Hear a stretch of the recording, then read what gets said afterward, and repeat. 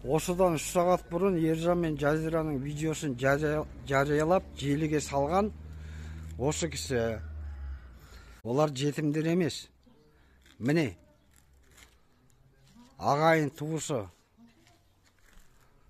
Ал енді осы ішіңізді өзіңіз ақтап, қалай видеоны жібердіңіз, солай осы халықтың алдында кешіріміңізді сұрап.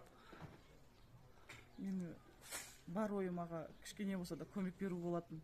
Ол жердегі ойым бағана Адина қызымызға ертең кішкене болса да қаржылай көмек болса, ұлды кеше көрдік, реанимацияда жатыр деген естідік.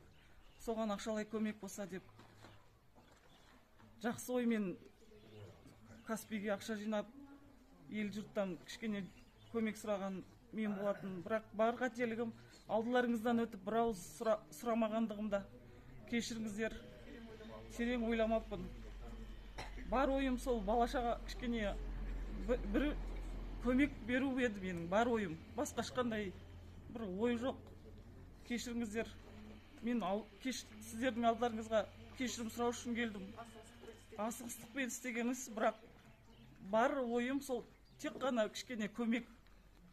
Қазақ елінен бүкіл ауыл, осы Ақжазық ауылындағы бүкіл ауылдан, ағайын туыстан кешірім сұраймын. Кешіріңіздер. Каспий Голдтан кімнен ақша түсті, соның бәрін аударасыз қазір? Жиналған ақшаның бәрін звондап қайтадан өздеріне жібереміз.